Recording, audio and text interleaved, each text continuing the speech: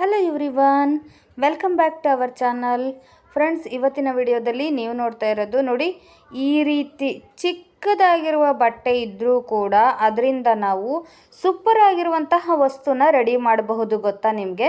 ನೋಡಿ, ಈ ರೀತಿ ಇಷ್ಟೇ ಸ್ವಲ್ಪ ಬಟ್ಟೆ ತೊಗೊಂಡ್ಬಿಟ್ಟು ನಾವು ಪುಟಾಣಿ ಬಟ್ಟೆಯಿಂದ ಒಂದು ಉಪಯುಕ್ತವಾಗಿರುವಂತಹ ಎಲ್ಲ ಹೆಣ್ಮಕ್ಳಿಗೂ ಕೂಡ ಉಪಯೋಗಕ್ಕೆ ಬರುವಂತಹ ವಸ್ತುನ ರೆಡಿ ಮಾಡಬಹುದು. ಗೊತ್ತಾ? ನೋಡಿ, ಅದಕ್ಕಾಗಿ ನಾನಿಲ್ಲಿ ತಗೊಂಡಿರೋದು ಒಂದು ಚಿಕ್ಕದಾಗಿರುವಂತಹ ಬಟ್ಟೆ.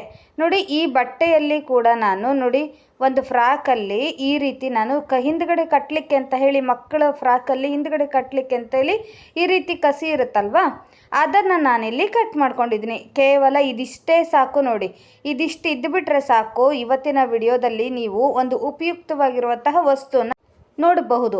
ನೋಡಿ, ಈ ರೀತಿ ಕಸಿನ ತೊಗೊಂಡ್ಬಿಟ್ಟು ನಾನು ಎರಡೂ ಬದಿಯಲ್ಲೂ ಹೀಗೆ ಕಟ್ ಮಾಡ್ಕೊಂಡಿದ್ದೀನಿ ಅಲ್ವಾ. ಈಗ ಎರಡೂ ಬದಿಯಲ್ಲೂ ಹೀಗೆ ಕಟ್ ಮಾಡ್ಕೊಂಡ ನಂತರ ನೀವೇನು ಮಾಡಬೇಕು, ಇದ್ರ ಒಳಗಡೆ ನೋಡಿ, ಒಳಗಡೆ ಪೈಪ್ ಥರ ಇದೆಯಲ್ವಾ. ನೋಡಿ, ಹೇಗಿದ್ದರೂ ಇದು ಹೋಲ್ ಥರ ರೆಡಿಯಾಗಿದೆ. ಅಕಸ್ಮಾತ್ ನಿಮ್ಮ ಹತ್ರ ಈ ರೀತಿ ಕಸಿ ಇಲ್ಲ ಅನ್ನೋರು ನೀವೇನು ಮಾಡಬೇಕು, ಒಂದು ಬಟ್ಟೆ ತೊಗೊಂಡು ಈ ರೀತಿ ಮಡಚಿಬಿಟ್ಟು ಹೊಲಿಗೆ ಹಾಕ್ಕೊಂಡ್ರೂ ಕೂಡ ನಡೆಯುತ್ತೆ. ನಾನಿಲ್ಲಿ ಹೇಗಿದ್ದರೂ ಕಸಿ ಇದೆಯಲ್ಲ, ಇದನ್ನೇ ನಾವು ಏನಾದರೂ ಯೂಸ್ ಮಾಡ್ಕೊಳೋಣ, ರೀಯೂಸ್ ಮಾಡೋಣ ಅಂತ ಹೇಳಿ ಇದನ್ನು ಮಾಡ್ತಾಯಿದ್ದೀನಿ. ನೋಡಿ, ಈ ರೀತಿ ಬ್ಯಾಂಡ್ ಇರುತ್ತಲ್ವ, ಹಳೇದಾಯಿತು ಅಂತ ಹೇಳಿ ನಾವು ಕೆಲವೊಂದು ಸರಿ ಗಲೀಜಾಗಿದೆ, ಹಳೇದಾಗಿದೆ, ಅಯ್ಯೋ ಇದನ್ನು ಯಾರು ತೊಳಿತಾರೆ, ಎಣ್ಣೆ ತುಂಬ ಹತ್ತಿಬಿಟ್ಟಿದೆ ಅಂತ ಹೇಳಿ ನಾವು ಬಿಸಾಕ್ತಿರ್ತೀವಿ ಅಲ್ವಾ. ತುಂಬ ಎಣ್ಣೆ ಆದಾಗ ಇದ್ರದ್ದು ಕಲರ್ ಕೂಡ ಚೇಂಜ್ ಆಗಿಬಿಟ್ಟಿರುತ್ತೆ. ನೀವೇನು ಮಾಡಬೇಕು, ಇದನ್ನು ವಾಶ್ ಮಾಡಾದಮೇಲೆ ಈ ರೀತಿ ಬಳಸ್ಕೊಂಡ್ರೆ ನಿಮಗೆ ಹಳೆ ಥರದ್ದು ಕಾಣೋದೇ ಇಲ್ಲ. ಅದು ಬ್ಯಾಂಡು ಅಷ್ಟು ಚೆನ್ನಾಗಿ ಹೊಸ ಥರ ಆಗುತ್ತೆ.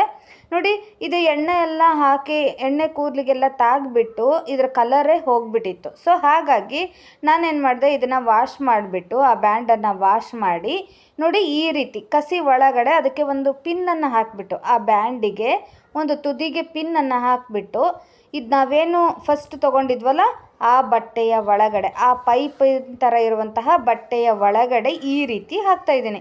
ವಿಡಿಯೋ ನೋಡ್ತಿದ್ರೆ ನಿಮಗೆ ಈಗ ಖಂಡಿತವಾಗ್ಲೂ ಪೂರ್ತಿ ಗೊತ್ತಾಗುತ್ತೆ, ಅರ್ಥ ಆಗಿರುತ್ತೆ ನಾನು ಏನು ಮಾಡ್ತಾಯಿದ್ದೀನಿ ಅಂತ ಹೇಳಿ. ನೋಡಿ, ಈ ರೀತಿ ಹೀಗೆ ಬ್ಯಾಂಡ್ ಒಳಗಡೆ ಪೂರ್ತಿಯಾಗಿ ನಾವು ಇದನ್ನು ಹಾಕ್ಕೊಳ್ಬೇಕಾಗುತ್ತೆ. ನೋಡಿ, ನಿಧಾನಕ್ಕೆ ಈ ರೀತಿ ಪಿನ್ನಿನ ಸಹಾಯದಿಂದ ನೀವು ಈ ಪೂರ್ತಿ ಬಟ್ಟೆಯನ್ನು ಈ ಬ್ಯಾಂಡ್ ಒಳಗಡೆ ಹೀಗೆ ಹಾಕಬೇಕಾಗುತ್ತೆ. ಪಿನ್ನಿನ ಸಹಾಯದಿಂದ ನೀವು ಹಾಕಿದರೆ ಈಸಿಯಾಗಿ ಅದು ಬೇಗನೆ ಅದು ಹೋಗಿಬಿಡುತ್ತೆ ಒಳಗಡೆ. ಸೊ ಹಾಗಾಗಿ ನೋಡಿ, ಹೀಗೆ ನಾನು ಒಳಗಡೆ ಇದನ್ನು ಹಾಕ್ತಾಯಿದ್ದೀನಿ. ಲಾಸ್ಟಿಗೆ ನೋಡಿ, ಈ ರೀತಿ ಬಂತಲ್ವ.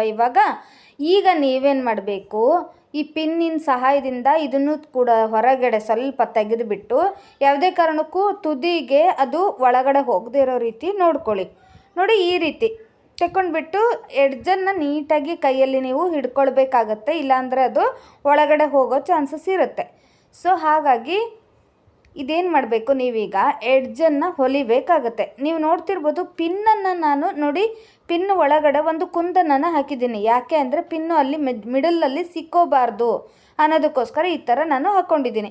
ನೀವು ಪಿನ್ನಿಗೆ ಅದೊಂದು ಬಟನ್ನಾರು ಹಾಕ್ಕೋಬಹುದು, ಅಥವಾ ಒಂದು ಸರದ್ದೇನಾದ್ರು ಮಣಿ ಏನಾದ್ರು ಹಾಕ್ಕೋಬೋದು, ಅಥವಾ ಈ ಥರ ಕುಂದನ್ ವರ್ಕಿಂದು ಕೂಡ ನೀವು ಹಾಕ್ಕೋಬೋದು. ಒಂದು ಪೇಪರ್ ತುಂಡು ಕೂಡ ನೀವು ಅದಕ್ಕೆ ಹಾಕ್ಕೋಬಹುದು. ತುಂಬಾ ಅದು ಯೂಸ್ಫುಲ್ ಆಗಿರುವಂಥ ಟಿಪ್ಸು. ನೀವೇನಾದ್ರು ಸೀರೆ ಉಟ್ಕೊಳ್ಳುವಾಗ ಈ ರೀತಿ ಪಿನ್ನನ್ನು ಹಾಕ್ಕೊಂಡ್ರೆ ನಿಮ್ಮ ಸೀರೆ ಕೂಡ ಡ್ಯಾಮೇಜ್ ಆಗೋದಿಲ್ಲ.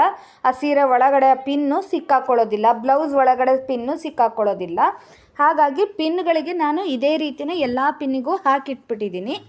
ನೋಡಿ, ಈಗ ಈ ಬ್ಯಾಂಡನ್ನು ನಾವೇನು ಒಳಗಡೆ ಹಾಕಿದ್ವಲ್ವ, ಅದನ್ನು ನಾವು ಎಡ್ಜಿಗೆ ಈ ರೀತಿ ಸ್ಟಿಚ್ ಮಾಡ್ಕೊಂಡು ಬಿಡೋಣ. ಕೈಯಲ್ಲೇ ಸ್ಟಿಚ್ ಮಾಡಿ, ಇದಕ್ಕೇನು ಮಿಷನ್ ಬೇಕು ಅಂತೇನಿಲ್ಲ, ನೀವು ಕೈಯಲ್ಲಿ ಸ್ಟಿಚ್ ಮಾಡಿದರೆ ಆಯಿತು. ನೋಡಿ, ನಾನು ಪೂರ್ತಿ ವಿಡಿಯೋದಲ್ಲಿ ಎಲ್ಲೂ ಕೂಡ ಮಿಷನ್ನಲ್ಲಿ ಹೊಲಿದೇ ಇಲ್ಲ, ಕೈಯಲ್ಲೇ ಹೊಲಿದಿರೋದು. ನೋಡಿ, ಈ ರೀತಿ ನಾವು ಸ್ಟಿಚ್ ಮಾಡ್ಕೊಂಡ ನಂತರ ನೀವೇನು ಮಾಡಬೇಕು, ನೋಡಿ ಎಡ್ಜಿಗೆ ಇದೆಯಲ್ಲ, ಈ ತುದಿಯಿಂದ ಈ ತುದಿಗೆ ನಾನು ತೋರಿಸ್ತಾ ಇದ್ದೀನಲ್ಲ, ಹೀಗೆ ನೋಡಿ, ಈ ತುದಿಯಿಂದ ಈ ತುದಿಗೆ ನೀವೇನು ಮಾಡಬೇಕು, ಇದನ್ನು ಅಟ್ಯಾಚ್ ಮಾಡಬೇಕು. ಹೀಗೆ ಅಟ್ಯಾಚ್ ಮಾಡಿದರೆ ನಿಮಗೆ ಸುಂದರವಾಗಿರುವಂತಹ ನಿಮ್ಮ ಡ್ರೆಸ್ಸಿಗೆ ಮ್ಯಾಚಿಂಗ್ ಆಗಿರುವಂತಹ ಬ್ಯಾಂಡನ್ನು ನೀವೇ ಕೈಯಾರೆ ನೀವು ಮನೆಯಲ್ಲಿನ 5 ನಿಮಿಷದಲ್ಲಿ ಫಟಾಫಟ್ ಅಂತ ರೆಡಿ ಮಾಡಿಬಿಡಬಹುದು. ನೋಡಿ, ವೇಸ್ಟ್ ಅಂತ ಬಿಸಾಕುವ ಬಟ್ಟೆಗಳಿಂದ ನಾವು ಈಸಿಯಾಗಿ ಆರಾಮಾಗಿ ನಾವು ನಮಗೆ ಬೇಕಾದ ರೀತಿಯಲ್ಲಿ ಬೇಕಾದ ಕಲರಲ್ಲಿ ಬ್ಯಾಂಡ್ಗಳನ್ನು ನಾವೇ ರೆಡಿ ಮಾಡ್ಕೊಂಡು ಬಿಡಬಹುದು. ನೋಡಿ, ಅಂಗಡಿಯಿಂದ ತರೋ ಅವಶ್ಯಕತೆಯೇ ಇರೋದಿಲ್ಲ. ಹಾಗೆಯೇ ಖರ್ಚು ಕೂಡ ಕಡಿಮೆ ಆಗುತ್ತೆ.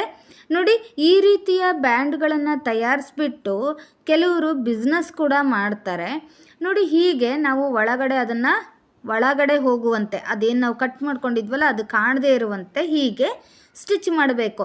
ನೀವು ಯಾವ ಕಲರಿನ ಬಟ್ಟೆ ಇರುತ್ತೆ ನೋಡಿ, ಅದೇ ಕಲರಿನ ಥ್ರೆಡ್ಡನ್ನು ತೊಗೊಂಡ್ರೆ, ಅದೇ ಕಲರಿನ ದಾರವನ್ನು ತೊಗೊಂಡ್ರೆ ಅದು ಚೆನ್ನಾಗೇ ಕಾಣಿಸುತ್ತೆ. ಬೇರೆ ಕಲರಿನ ದಾರ ತೊಗೊಂಡ್ರೆ ಅದು ಎದ್ದು ಕಾಣಿಸುತ್ತೆ. ಸೊ ಹಾಗಾಗಿ ನೀವು ಇದೇ ಕಲರಿನ, ಅದೇನು ಡ್ರೆಸ್ ತೊಗೊಂಡಿರ್ತೀರಲ್ವ, ಅದೇನು ಯಾವ ಕಲರಿನ ಬಟ್ಟೆ ತೊಗೊಂಡಿರ್ತೀರಲ್ಲ ಅದೇ ಕಲರಿನ ದಾರವನ್ನು ತೊಗೊಂಡ್ಬಿಟ್ಟು ನೀವು ಸ್ಟಿಚ್ ಮಾಡಿದರೆ ಒಳ್ಳೆಯದು.